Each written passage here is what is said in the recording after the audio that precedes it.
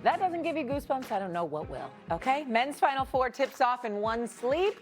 Excited for it. Who wins on Saturday? Let's go with UConn, Illinois first. Coach, who do you think?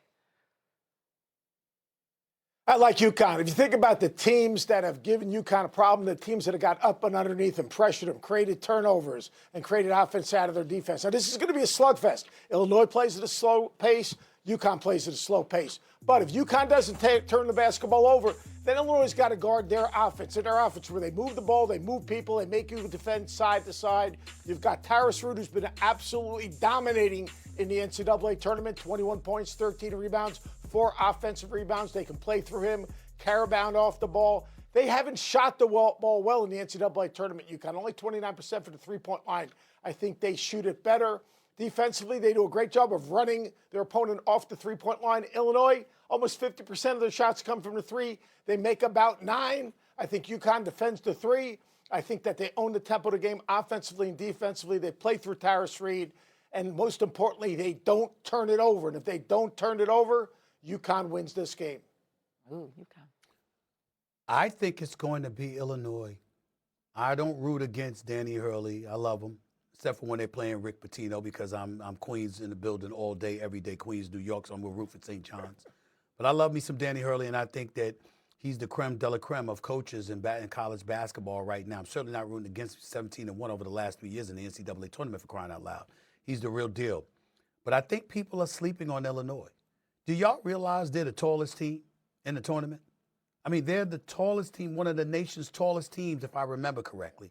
Okay, so when I think about Reed and what kind of problems he's expected to make, I think it's going to be a bit problematic. They got these Europeans. They got 4 of their core 8 players are from Europe, including Stojakovic, the son of Peja Stojakovic, who I missed. I loved him when he played in the NBA. It's great seeing him in the crowd watching his son, by the way. It's a great feel-good story. But his son could ball, and they're going to have a hard time matching up with that brother as well. And this kid, Wagler, this freshman, Coach, you have some explaining to do. And damn it, don't take long, because we got another game to get to. So don't filibuster this. But here's the deal. We talked about freshmen all year long. We talked about DeBonza. We talked about Peterson. We talked about Fleming. We talked about Boozer. We talked about Caleb Wilson. We talked about all of these guys. I never heard the great Coach Greenberg bring up this cat Wagler from Illinois. This brother's special. You got to pay better attention, Stephen. I brought that dude up all season long. I said on first take, when I'm sitting up there bringing up these names, you got to educate me, man. I'm sitting up there bringing up these other names. I didn't see this kid. This kid can play. By the way, his 85 three-pointers in this year. He's a threat from 3. He can ball, flat-out ball. And I just look at Illinois right now, and I'm like, we about Danny Hurley, but Illinois can take him. Illinois can take him. I don't disagree with Wagler. He reminds a little bit of Steph Curry. He's a bigger version of Steph Curry. He's 6'7". He's got that logo range. He's got a middle game. He's got a runner. That's saying a lot. They put the ball in his hands. Like the change of this Illinois team, when they put the ball in his hands and made him their point guard, but it's scoring point guard, which is what I call a ball guard, it flipped their whole team. And they do have great size and versatility in the front court. But they're going to have to chase Connecticut all over the floor with those bigs. But Wagler, without a doubt, the guy's going to be a lottery pick, a high lottery pick. He's a matchup problem with unlimited range. Let's go to the nightcap really quick, Coach. Who you got, Arizona or Michigan? I've got Arizona, and the reason I have Arizona against styles make fights, the teams that have given Michigan a problem are teams that have been really physical. And this Arizona team is really physical. They can attack you right one step over the three-point line. They can get into the ball. They can keep people on the perimeter. They're one of the few teams that match up in the front court with Michigan. Krivas can match up with Mara, which is a good matchup, but the most important matchup is Lenenberg. Korchenkov, he's 6 foot, 8', 6'9", 240, physical, tough on Lenenberg, but the game's going to be won in the backcourt. I really believe in Jaden Bradley. I think he's one of the best closers in college basketball. And Braden Burr is another one of those freshmen. That brother can go. I mean, flat go. He's a one-man fast break off a defensive rebound. He can get to the rim. He's a 3-level scorer.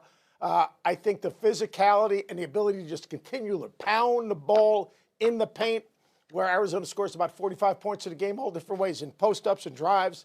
I like Arizona. You just eliminated my Big Ten. Look at you. That's not nice. We haven't won a chip since 2000. Coach Greenberg, enjoy the games. We'll see you later. After the break, LeBron James. For rings, not watches. Jay Will, UConn, I'm not sure. What's that? Play the Final Four to win the Final Four? Doesn't everybody play the Final Four to win the Final Four and to go there to win a national championship? Isn't that what all four teams are doing? So, yes, absolutely. And yet somehow he says it better than most people generally say it. Looking at it, and I don't know if I don't know if you'll agree with me. It feels to me like they may be the least talented of the four teams that are still standing in this tournament, but they have a little bit of a team of destiny feel. I mean, after what happened on Sunday, kind of hard to bet against it. What's the biggest factor you think in that game tomorrow night, Illinois and Connecticut? Well, I just think it's the fact about defensively, UConn being able to guard the likes of a guy like Keaton Wagler. Keaton Wagler is not the Cameron Boozer, some of the other big names, A.J. DeBonta, Darren Peterson, names that we've heard in the NCAA tournament or actually in the regular season. But he's a top 10 NBA draft pick, and he has range that extends, beyond the three-point line as soon as he walks in the damn building. And I think getting up underneath him and making life difficult for Keaton Wagler will be one of the critical reasons if UConn has a chance to actually win this ballgame, Greeny. All right, so UConn and Illinois is the early game, and I don't want to say that anything feels like an appetizer, but boy, Michigan and Arizona, I mean, Charles Barkley said it was like Ali Frazier, and it does feel a little bit like that. What do you think will be the difference? They've been the two best teams. What will determine the outcome between Michigan and Arizona? I got two things for you, Greeny. Number one, I think Arizona has relied upon its defense the entire year. You're talking about playing against probably the best offensive team in the game of college basketball that's been averaging 90-plus points per game in the NCAA tournament. Yaxo Lindenberg, Elliot Cadeau. I always think it starts with the head of the snake. It's Elliot Cadeau, the transfer from North Carolina, that is playing by far his best basketball of this season. And if you could take him out of the game, it makes their offense a little bit less efficient from the perimeter. But I will say this, Greeny, overall about the picture of the game and about the Final Four. Everybody is stating that Michigan-Arizona is the NCAA championship game, essentially, right? And it's setting itself up, Greeny, for one of these situations that the winner of that game, the dogfight it will be, the mental fight that it will be, the physicality of that game, the winner of that game, it just does sets itself up for the winner of the UConn-Illinois game that's going to be underlooked, that nobody's going to be really looking at, to have the best chance to win the national championship game. We could be talking about UConn here on Tuesday winning the championship game because of the physical and mental fight that Michigan or Arizona have came out of that other Final Four game. It's an interesting way of looking at it. Yeah, there's sort of a little bit of a hangover effect from what might feel, especially if the game plays out to be as close as it looks like it will. And look, historically, we've seen a lot of big upsets in the national championship game. And they're the ones that you see all over the place all the time. Jim Valvano running around the court looking for someone to hug. Villanova pitching a perfect game. I'm going back to the 80s now. Maybe I'm dating myself here. So right this minute, you're telling me you like the winner of UConn, Illinois to cut down the nets on Monday night?